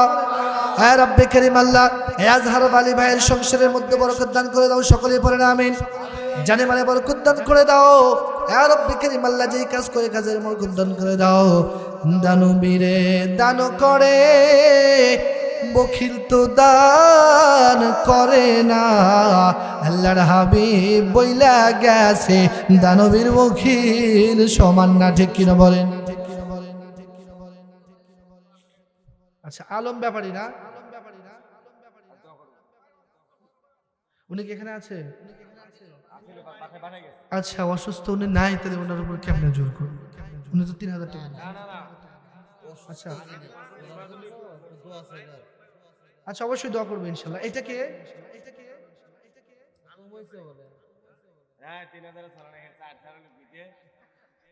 আরে ভাই কে? আচ্ছা শাহ কে? আলম ব্যাপারে আপনি? আরে এত সুন্দর দাড়িওয়ালা চেহারা, কত এইবারে আমাকে আগে করবেন না। এত সুন্দর বাড়ি, এত সুন্দর ঘর দিছেন, বোঝাই যায় দিছে টিন দেখে বোঝা যায় কি পরিমাণ খরচ হয়েছে। ওখানে ঢুকে যতক্ষণ আসছিলাম এই আলোচনায় চলছে, আর কয়েকটা খরচ করলে সাদি হয়ে গেলেন। কথা কোন ঠিক কিনা? এত সুন্দর ঘর বাড়ি করছে, ওটা ল্যাট্রিন করছে, এই করছে, কত সুন্দর একটা বাড়ি। আপনি যদি 3000 টাকা দেন, এগুলো কি আমার মাইনে পারি? জুলুম আছে আপনার উপর, জুলুম আছে। আপনার একটা মান আছে, আপনার মানের দিকে তাকে হলেও আরো কিছু টাকা বাড়ানোর দরকার আছে। কয় টাকা দেওয়া লাগবে? না আপনারা মুরব্বীরা আছেন না? আচ্ছা আপনি একটু বলেন প্লিজ। আপনার 4 সাল বলে বিদেশ, 1 সালের টিয়া ব্যাংকে ছুঁয়ে জায়গা পাওয়া যায়, 4 সালের টিয়া ধন করে আসলেন কন। দেশের পরিস্থিতি আপনার পরিস্থিতি তো ভালো, দেশের পরিস্থিতি তেলের দাম বেশি। আচ্ছা ঠিক আছে, আমরা বেশি চাবো না, আপনাদেরকে জোর করবো না, আর 2000 টাকা দেবেন। কি বলে আপনারা খুশি? আচ্ছা ওনারাও খুশি, আমরাও খুশি ইনশাআল্লাহ। 10 জন যার উপর খুশি আমার আল্লাহ। আমার আল্লাহকে যদি খুশি করার জন্য 2000 টাকা আল্লাহ রাজি হয়ে যায়, আপনার 2000 টাকা দিলে আল্লাহ যদি রাজি হয়, আল্লাহ আপনার সমস্যা আছে? শাহ আলম ব্যাপারী, আলম ব্যাপারী, শাহ আলম না? আরে ভাই আলম নামটা তো শুনবেন, আপনারা বললে হবে। ব্যাপার হলো কি, কারণ আলমের একটা অর্থ আছে, শাহ আলমের একটা অর্থ আছে। শাহ আলম হলে এটা আলম একটা ফার্সি শব্দ, শাহ একটা ফার্সি শব্দ, এই দুইটা মিলে একটা অর্থ হয়, একটা জিনিস হয়। এখন আপনারা যদি নিজেদের বলতে আলম কন, আপনারা তো আব্দুল্লাহ কন, আরো কত কিছু কন, কাদের কন, অমুক রহিম কন, এটা তো কলিত হবো না ভাই, এগুলোর একটা অর্থ আছে না নাই? এই জন্য আমি বারবার শাহ আলম কই, কারণ আলম কোনো শুদ্ধ নাম না। যা হোক, আলম ব্যাপারী তো আপনারা যা চেনেন। আলম ব্যাপারী নগদ বাকি 5000 টাকা বলেন মারহাবা। হ্যাঁ রব্বে কারীম আল্লাহ 3000 টাকা দিয়েছিল আমাদের সম্মানের দিকে তাকায়া। যেই বান্দা 5000 টাকা দিল, যেই ব্যক্তি আমাদের চেহারার মান রাখলো, আমাদের কথার মান রাখলো, তুমি তাদের মান রাইখা কবর জগতে সহজ করে দিও, কবর জগতের সহজ সহজ করে দিও। যেই পরিমাণ নবী দাঁড়িয়ে রাখছে, নবী যেন সুপারিশ করে জান্নাতে নিতে পারে, সেই তৌফিক দান করো সকলেই পড়ে না আমিন। দান করিলে মাল কমে না, নেকির পাল্লা হয় বারে। গুপিয়া খালে জসিম দোকানদার 500 টাকা বলেন মারহাবা। সেদিন ঈদের দিন বিপদে পড়ছিলাম, এখন মানুষ 1000 টাকার নোট দেয়, 500 টাকার নোট দেয়। বললাম ভাই এটা কি দেন? কারণ এটা 1000 টাকা 500 টাকার নোট, কারণ ওর আগে আমি এই টাকা দেখি। যা হোক নতুন টাকা আসছে আমাদের মাঝে, কারণ চকচকা যার দান হবে তার দানটা কবুল হওয়ার সম্ভাবনা বেশি ইনশাআল্লাহ। কারণ চকচকার প্রতি একটু এক্সট্রা মায়া আবেগ কাজ করে কি করে না? অনেক মহিলা মানুষ এমন আছে 2006 সালের টাকা এখনো তার সাইড ব্যাগের মধ্যে পাওয়া যায়, আছে না নাই? আর রব্বে কারীম আল্লাহ যেই বান্দাগুলো কষ্ট করে উপার্জন করে চকচকার টাকাগুলো তোমার দিনের জন্য দান করে, দানগুলোকে কবুল করে নাও, জানে মালে বরকত দান করে নাও। আমার মরণ আসিবে কখন কেউ তো জানে না, আমি চলে গেলে তোমরা আমায় ভুইলা যাইও না, আমি মরে গেলে তোমরা আমায় ভুইলা যাইও না। আমার মরণ আসিবে কখন কেউ তো জানে না, ঠিক কিনা বলুন? কবর জগতে কেউ তোমারে দেখা দিবে না, দেখা দিবে তিনি হলেন শাহে মদিনা, ঠিক কিনা বলেন? মে কবরে আধীরি মে घबराऊंगा जब तन्हा में कब्रे अंधेरी में घबराऊंगा जब तन्हा इमदाद मेरी करने इमदाद मेरी करने आजान रसूलुल्लाह। मरहबा बोलें, একটু জিকির করি লা ইলাহা, জোরে লা ইলাহা মুহাম্মদ লা ইলাহা। আরো যে যে টাকা দান করবেন একটু অনুগ্রহ করে নিয়ে আসেন, শেষ করে দেব। মুহাম্মদ লা ইলাহা, জোরে লা ইলাহা, লা ইলাহা, লা ইলাহা। রঙিন এই পৃথিবী ছাড়িতে হইবে, জিকিরা বলেন, রঙিন এই পৃথিবী ছাড়িতে হইবে, সাদের এই দেহ মাটিতে খাইবে, শূন্য হবে জিন্দেগানি। কর লাগিয়া এত মায়া এত চোখের পানি রে মন, কর লাগিয়া এত মায়া এত চোখের পানি, এত আশারে বাসা তোমার, নিমিশেতে হবে চুরমার, ঠিক কিনা বলেন? এত আশারে বাসা তোমার, নিমিশেতে হবে চুরমার।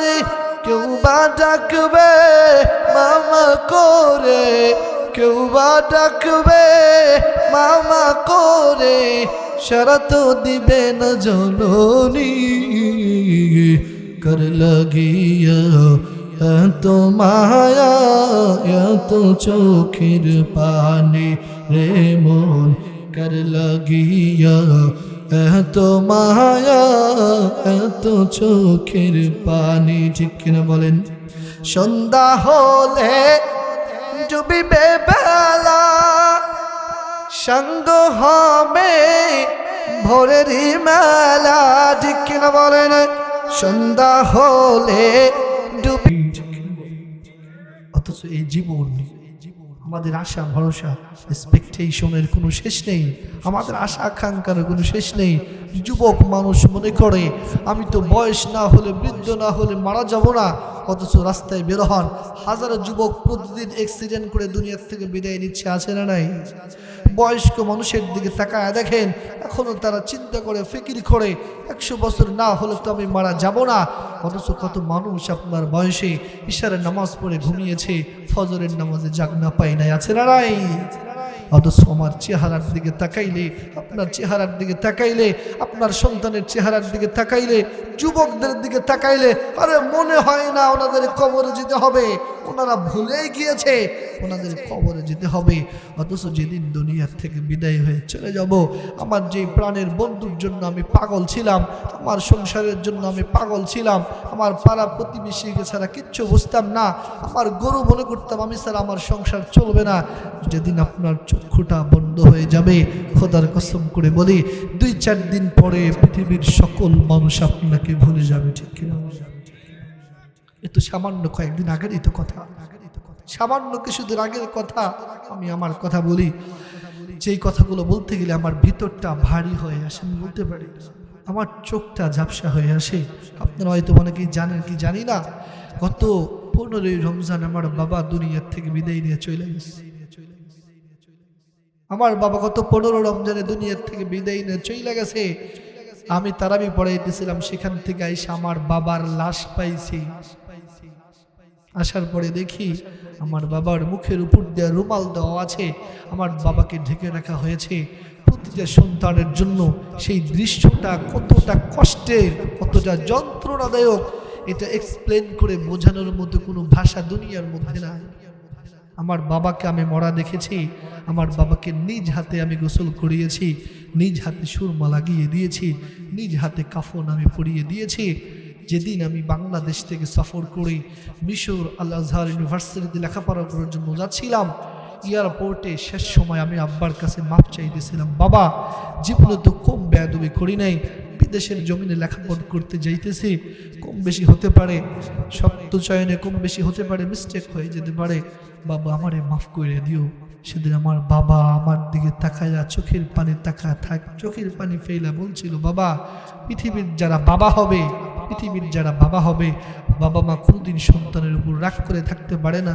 তুমি যখন যেই কাজ করেছো, ভুল করেছো, আমি বাবা হয়ে সাথে সাথেই তোমাকে মাফ করে দিয়েছি।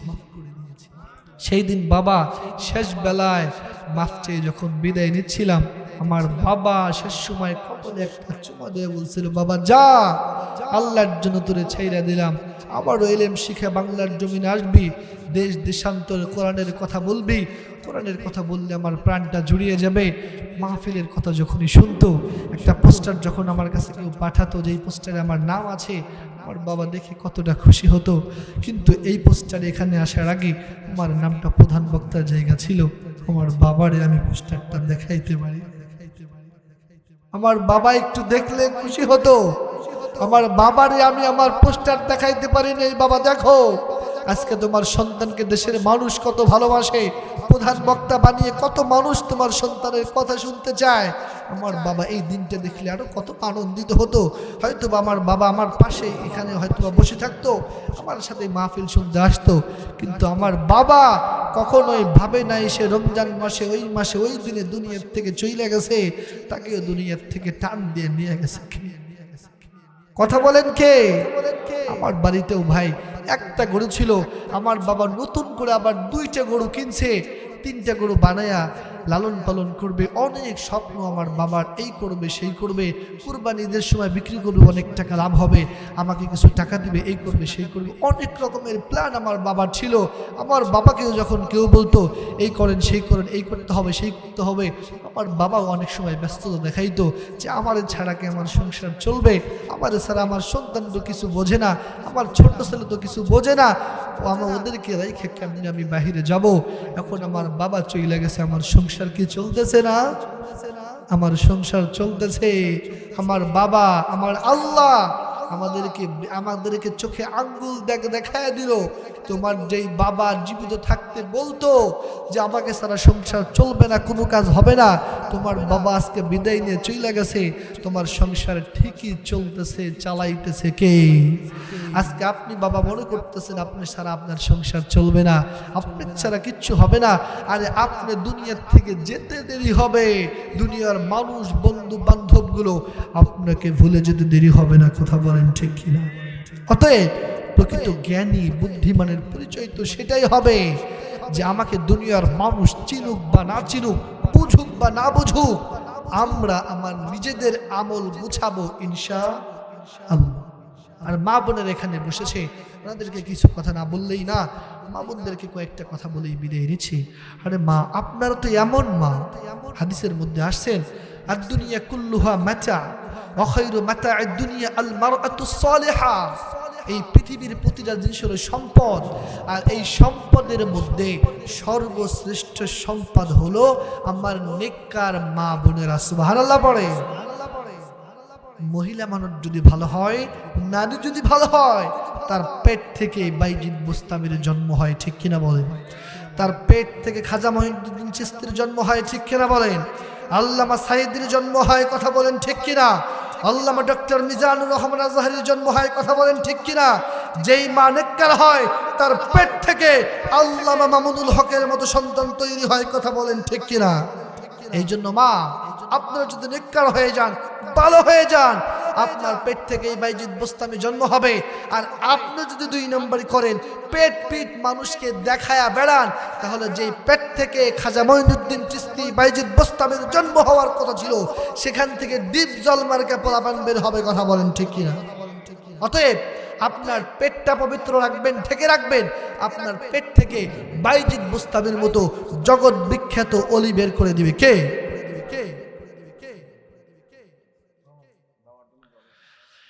রব্বি কারীম, লিল্লাহি তাকবীর, লিল্লাহি তাকবীর। সুজন ব্যাপারী বাবার জন্য 1000 টাকা বলেন মারহাবা, আরো জোরে বলেন মারহাবা। রব্বি কারীম আল্লাহ, সুজন ব্যাপারী বাবার জন্য দোয়া চেয়েছে, দোয়া না করে কি পারি, তোমার কাছে দোয়া করি। তুমি আল্লাহ দানগুলোকে দেখো, জাস্ট ওয়াটি 2 টাকাগুলো নিজের দিকে না তাকাইয়া নিজের জন্য খরচ না কইরা, বাবার কথা মনে কইরা যেই বান্দাগুলো টাকা দেয়, তাদের বাবাদেরকে কবরে জ্বালায়ও না, তাদের বাবার কবরখানাকে জান্নাতের বাগিচা বানায় দাও। সকলেই পড়েন আমিন। মা বোনদেরকে যেই কথা বলতেছিলাম, অতএব মা বোনেরা, আপনারা যত পারেন পর্দার আড়ালে আবৃত থাকার চেষ্টা করবেন ইনশাআল্লাহ। আর আপনারা যদি একটু খোলামেলা চলেন, আর মা বোনেরা যদি টিকটকার হয়, যেই মা বোনেরাই টিকটকার, তার পেট থেকে কি আল্লাহর ওলি জন্ম হবে? বরং তার পেট থেকেও তার চাইতে ওভার লেভেলের, ওভার মডেলের টিকটকার জন্ম হওয়ার সম্ভাবনা আছে না নাই? অতএব আপনার সন্তানকে যদি যুগ উপযোগী, মেধাবী, যোগ্য, আলেম, সৎ ব্যক্তি হিসেবে গড়ে তুলতে চান, মা হিসাবে আপনাকে পর্দার মধ্যে থাকার বিকল্প কিছু নাই, কথা বলেন ঠিক কিনা? আর আমরা যদি একটু চেষ্টা করি, তাহলে সমাজের মা বোনেরা অবশ্যই ভালো হয়ে যাবে। এখানে যে যুবক ভাইয়ারা আছে, আমরা প্রতিটা যুবক যদি নিয়ত করি, আমরা আর কিছু করি বা না করি, কোনো টিকটকার ছাত্রী মেয়েকে বিবাহ করব, কথা বলেন করব। প্রতিটা এলাকা থেকে যুবকেরা যদি এই নিয়ত করে বসে, আমরা বিয়ে করি বা না করি, কপালে থাক বা না থাক, কমপক্ষে কোনো টিকটকার মেয়েদেরকে বিবাহ করব না, তাহলে একদিনের মধ্যে হাজারো টিকটকার টিকটক ছেড়ে দিয়ে পর্দানিশীর মহিলা হয়ে যেত, কথা বলেন ঠিক কিনা? এই জন্য আমরা এই নিয়ত করতে পারি কিনা? আমরা পর্দাশীল কোনো মা বোনেরা ছাড়া, মেয়ে ছাড়া বিবাহ করবো না ইনশাআল্লাহ। এই জন্য আমার মা বোনেরা পর্দার মধ্যে থাকবেন। এবং বিশেষ করে মা বোনেরা সহ সকলের জন্য একটা আমল আছে। অনেক মা বোনেরা, আমাদের বাচ্চা ছেলে সন্তান হয় না, অনেকে আবার সন্তানই হয় না, অনেকের বাচ্চাই হয় না, অনেকের বাচ্চা আছে কিন্তু কথা শুনতে চায় না, এমবির টাকার জন্য বাবা মার সঙ্গে মিসবিহেভ করে, রাব ব্যবহার করে, আছে না নাই? এমবির টাকা না দিলে চিল্লি করে, আছে না নাই? বলাবার যুবক মানুষ, কাজ কাম তো কইলেই খাস না বেড়া, আবার এমবির টাকার জন্য বাবা মার সঙ্গে চিল্লি করস, তোর কি লজ্জা লাগে না? আরে বেটা, একটু চিন্তা করে দেখ, আজকে তুই তোর বাবার কাছে 2000 টাকা চাইছো মার্কেটের জন্য, 5000 টাকা চাইছো মার্কেটের জন্য। তোমার বাবা কামলা বেচে খায়, তোমার বাবা মানুষের বাড়িতে, মানুষের জমিতে কাজ করে খায়, 5000 টাকা তোকে দিতে পারে নাই, 2000 টাকা ধরে তোকে হাতে তুইলে দিছে। তুই তোর বাবাকে ধমক দিয়ে চিল্লা পাল্লা তোর বাবার সঙ্গে করলি। আজকে তোর বাবা আছে, বাবার কাছে টাকা চাওয়ার মতো জায়গা আছে, কিন্তু খেয়াল করে দেখ, যাদের বাবা নাই, টাকা চাওয়ার তো জায়গা নাই, তাদের কলিজার মধ্যে কেমন লাগে? যাদের বাবা নাই তাদেরকে জিজ্ঞাসা করিস, এই যে ঈদ গেল, ঈদের দিন মানুষের খুশির দিন, খোদার কসম করে বলি, আমার চেহারা থেকে একবার মনে হয় হাসি বের হয় নাই, যতবার মনে হয়েছে প্রতিটা ঈদে আমার বাবা আমার সঙ্গে খাবার খাইতো, প্রতিটা ঈদে আমার বাবা বলতো আমার মাকে, আমার ছেলে তো ওই বস্তুটা ভালোবাসে, ওই মাংসটা আমার ছেলের প্লেটের মধ্যে দাও। আমার বাবা আমার পাশে বৈশা বৈশা আমারে খাবার খাওয়াইতো, আজকে খাবার খাইতে বসছি আমার পাশে আমার বাবা নাই।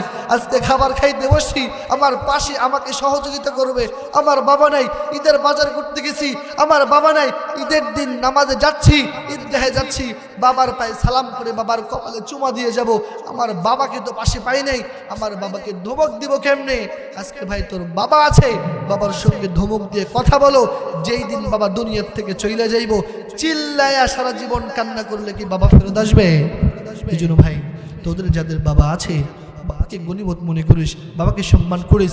যেদিন দুনিয়ার থেকে চলে যাব ভাই, আফসোস করে কিচ্ছু লাভ হবে না।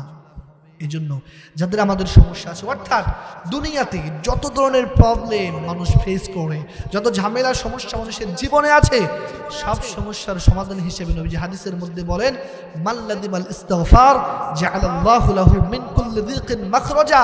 আমার যেই বান্দা বান্দিগুলোর ছেলে সন্তান হয় না, সংসারে অশান্তি, অভাব অনটন, সুদ খাওয়ার ঘুষখোরের সঙ্গে সম্পর্ক, অনেক ঋণ হয়ে গেছে, সংসার ঠিকমতো চলে না, বাচ্চা কাচ্চা কথা শোনে না, এই পৃথিবীর সকল অশান্তি মানুষগুলো যদি, অশান্ত মানুষগুলো যদি আমি আল্লাহর কাছে ইস্তিগফার করতে থাকে, হাঁটতেছে আস্তাগফিরুল্লাহ, চলতেছে আস্তাগফিরুল্লাহ, বসে আছে আস্তাগফিরুল্লাহ, মসজিদের মধ্যে আস্তাগফিরুল্লাহ, অর্থাৎ সর্ব অবস্থায় যেই বান্দার জবানে চালু থাকবে আস্তাগফিরুল্লাহ, হে আল্লাহ তোমার কাছে ক্ষমা চাই, মাফ চাই, মাফ করে দাও, জাআলাল্লাহু লাহু মিন কুল্লি যিকিন মাখরাজা। এই পৃথিবীতে যত বিপদ আছে, মুসিবত আছে, বালা আছে, সকল বালা মুসিবত থেকে তাকে আল্লাহ তাআলা রক্ষা করবেন। সুবহানাল্লাহ। অতএব আমরা দরুদের আমল যদি করতে পারি আর ইস্তিগফারের আমলের সঙ্গে যদি একদম আঠার মতো লেগে থাকতে পারি, আমাদের জীবনের যে কোনো আশা ভরসা কবুল করে নিবে কে? দুনিয়ার সবার কথা বাদ দেই, আমি আমার কথা বলি। আমি দরুদ এবং ইস্তিগফার পড়ে যেই পরিমাণ ফল পেয়েছি, যেই পরিমাণ উপকার পেয়েছি, আল্লাহর কসম করে বলি, আমি 100% কনফিডেন্স নিয়ে আপনাদেরকে বলছি, দরুদ এবং ইস্তিগফারের সঙ্গে লেগে থাকবেন, আপনার মনের অনেক অশান্তি দূর হয়ে যাবে। আপনার মনের হাজারো স্বপ্ন এখন পূরণ হচ্ছে না, ইস্তিগফারের আমল চালাইতে থাকেন, ইনশাআল্লাহ ইনশাআল্লাহ আপনার মনের আশা পূরণ হবে ইনশাআল্লাহ। সর্বশেষ একটা কথা বলি, ওই যে 4টা কারণে জাহান্নামে যাবে, কয়টা কারণে? 3টা কারণ আমরা বলেছি। 1 নম্বর ছিল যারা নামাজই পড়তো না, 5 ওয়াক্ত নামাজই ছিল না, তারা জাহান্নামে যাবে। 2 নম্বর হলো যারা ফকির মিসকিনদেরকে খাওয়াইতো না, যারা গরিবদেরকে সহযোগিতা করতো না, তারা জাহান্নামে যাবে। 3 নম্বর ছিল যাদের বন্ধু বান্ধব খারাপ ছিল, চিটার বাটপার ছিল। 2 নম্বর ছিল নেতা খাতা ছিল, ঘুষখোর ছিল, চাঁদাবাজ ছিল, দুর্নীতিবাজ ছিল, তাদের সঙ্গে যাদের উঠা বসা ছিল তারাও জাহান্নামী, তাদের হাত ধরে তারাও জাহান্নামে যাবে। 4 নম্বর ছিল ওয়াকুন্না নুকাজ্জিবু বিয়াউমিদ্দিন। দুনিয়ার হাজারো মানুষেরা, হাজারো হুজুরেরা আমাদেরকে বলতো, হায় আল্লাহ কিয়ামত হবে, বিচার হবে, হাসর হবে, নাসর হবে, জান্নাত আছে, জাহান্নাম আছে। আমরা বলতাম, আরে মোল্লারা তো বলবে, মোল্লারা মোল্লাদের কথা বলুক, আমরা আমাদের মতো চলতে থাকি। আমাদের মতো চলার কারণে আজকে আমরা জাহান্নামে গিয়েছি, কিয়ামত দিবসকে বিশ্বাস করি নাই, যার কারণে আজকে আমরা জাহান্নামে। নাউজুবিল্লাহ পড়েন। এজন্য যে 4টা কারণে তারা জাহান্নামে যাবে, সেই 4টা কাজ আমরা করব না ইনশাআল্লাহ। 4টা কথা কি মনে থাকবে? আমরা তো অনেক সময় বিভিন্ন ধরনের বক্তার ওয়াজ করি, ওয়াজ শুনি। সকালবেলা যখন আলোচনা হয় বক্তা কেমন ছিল, আরে ফাটাফাটি ফাটাফাটি ওয়াজ করছে, কি ওয়াজ করছে বদ্ধ, একটু কিছু কয়, একটু শুনি, একটা কথাও মনে নাই, আছে না নাই? কথা বলেন আছে না নাই? এই পাবলিকের সংখ্যা অনেক বেশি। আজকে মাহফিলগুলো থেকে যেমন কিসসা কাহিনী, বিভিন্ন রকমের গল্প, বানানো গল্পগুলো বলে, কোরআনের তাফসীর, কোরআন থেকে কথা বলার মতো লোকের খুব অভাব, এবং এখান থেকে কথা বাড়ি পর্যন্ত নিয়ে যাবে এই লোকের তো অনেক বেশি অভাব। এজন্য আমরা যারা আজকে এখানে বসেছিলাম, সামান্য পুরো আলোচনা থেকে আমরা কয়েকটা মেসেজ মুখস্থ করে বাসায় ফিরবো ইনশাআল্লাহ। প্রথম পুরো আলোচনার প্রথম মেসেজ আমাদের ছিল, আমরা ভবিষ্যতে যখন কোনো ভালো কাজ করবার নিয়ত করব, আমরা বলবো ইনশাআল্লাহ, এভাবে বলবো যে আমরা অমুক দিন অমুক জায়গায় যাব ইনশাআল্লাহ, মসজিদে যাব ইনশাআল্লাহ, মাহফিলে যাব ইনশাআল্লাহ। কারণ ইনশাআল্লাহ যখন কোনো বান্দা বলে, আল্লাহ নিজ দায়িত্বে সেই কাজ করার তৌফিক। বাকি আপনি এই কথা বলতে পারবেন না, অমুক দিন সিনেমা দেখতে যাবো, অমুক দিন সিনেমা দেখতে যাবো ইনশাআল্লাহ, বলা যাবে? অমুক দিন চুরি করিবার যাবো ইনশাআল্লাহ, বলা যাবে? বলা যাবে না। এই জন্য ভালো কোনো কাজের নিয়ত করলে আমরা বলবো এটা মনে থাকবে ইনশাআল্লাহ। একটা ওয়াজ মনে থাকলে আপনাদের মাহফিল সার্থক। এক। 2 নম্বর কথা ছিল, আমরা যে কোরআন নিয়ে হীনমন্যতার মধ্যে ভুগি যে আমাদের কোরআনটা হয়তোবা যুগোপযোগী না, আমাদের কোরআনটা হয়তো আধুনিক না, মডার্ন না। আমার কোরআন বলছে আধুনিক বিজ্ঞানী পর্যন্ত কোরআনের সামনে মাথা নত করতে বাধ্য হয়েছে। আমরা অনেক সময় মনে করি আমাদের জীবনে সন্তান মারা গেল আমার বড় শাস্তি, আমার জীবনে সংসার অভাবী হলো আমার বড় শাস্তি, আমার হাত একটা ভেঙে গেল বড় শাস্তি না। বরং জ্ঞানী লোকেরা বলে the greatest punishment is not fire, it is losing your purpose. অনেকেই মনে করে দুনিয়ার সবচেয়ে বড় শাস্তি হলো আগুনে পুড়ে যাওয়া, সবচেয়ে বড় শাস্তি হলো হাত বিকলাঙ্গ হয়ে যাওয়া, সবচেয়ে বড় শাস্তি হলো সংসারের মধ্যে অভাব চলে আসা। না, এটা শাস্তি না, বরং সবচেয়ে বড় শাস্তি হলো it is losing your purpose. সবচেয়ে বড় শাস্তি হলো একজন ব্যক্তি মানুষ হওয়ার পরেও তার জীবনের লক্ষ্য এবং উদ্দেশ্যকে ভুলে যাওয়া। আজকে আমরা ভুলে গিয়েছি কেন দুনিয়াতে আসলাম, কি করছি, আবার কোথায় যেতে হবে। এটা জিজ্ঞাসা করলে শতকরা অধিকাংশ মানুষই আমরা সঠিক অ্যান্সার দিতে পারবো। এই জন্য আমরা নিজেদের জীবনের লক্ষ্য ঠিক করব, আমরা কোন পথে আগাচ্ছি, কি হবে আমাদের, সেইভাবে চলবো ইনশাআল্লাহ। এই জন্য এই কোরআনটা নর্মাল কোনো কিতাব না, আপডেটেড একটা কিতাব, কিয়ামত পর্যন্ত আপডেট থাকবে। এই কোরআন আমরা শিখবো, বলবো, বুঝবো, বুঝাবো, আমার সন্তানদেরকে কোরআন শিখাবো ইনশাআল্লাহ। 2টা। আর লাস্টে কথা হলো যে জান্নাতি জাহান্নামীদের মাঝখানে আলোচনা যে হবে, জান্নাতীরা জাহান্নামীদেরকে বলবে মা সালাকাকুম ফি সাকার, আর জাহান্নামে কি লাগাইছস, একসাথেই তো ছিলাম, আজকে তোরা জাহান্নামে কেন? সেদিন জাহান্নামীরা বলবে কুন্না লাম নাকু মিনাল মুসাল্লিন, 4টা কাজের কারণে জাহান্নামে। প্রথমটা ছিলাম না দুনিয়াতে মুসল্লি ছিলাম না, নামাজি ছিলাম না, এই জন্য আমরা 5 ওয়াক্ত নামাজ পড়বো ইনশাআল্লাহ। 2 নম্বর হলো ওয়ালাম নাকু নুতআমুল মিসকিন, তোরা গরিব ফকির মিসকিনদেরকে খাওয়াতে দান করতি, আমরা করতাম না। এই জন্য আজকের মাহফিল থেকে নিয়ত করব যার যতটুকু সামর্থ্য আছে আমরা আল্লাহর জন্য গরিব মিসকিনদেরকে খাওয়াবো, দান করবো ইনশাআল্লাহ। কারণ এই কাজগুলো না করার কারণে কিন্তু তারা জাহান্নামে। 3 নম্বর হলো ওয়াকুন্না নাখুদু মাআল খাইদিন, আমরা বাজে কথা যারা বলে, এলোমেলো কথা যারা বলে, এলোমেলো বিহেভ যারা করে, খারাপ কাজ যারা করে, তাদের সঙ্গে আমরা চলবো। বরং হয়তো বন্ধুকে নামাজি বানাবো অথবা নামাজিকে বন্ধু বানাবো, আমার জীবনটা পরিবর্তন হয়ে জান্নাতের পথে চলতে থাকবে ইনশাআল্লাহ। আর 4 নম্বর ছিল আমরা কিয়ামত দিবসকে বিশ্বাস করব, হাসর মাসর যে হবে, কবর জগৎ যে আছে, বিচার যে হবে, এই বিশ্বাস আমরা রাখবো ইনশাআল্লাহ। এই 4টা কাজ যদি করতে পারি সঠিকভাবে, তারা যেমন 4টা কাজ না করার কারণে জাহান্নামে গেছে, আমরা 4টা কাজ করব, মুখস্থ করে নিব এবং সেই কাজগুলো করে জান্নাতে যাওয়ার চেষ্টা করবো ইনশাআল্লাহ।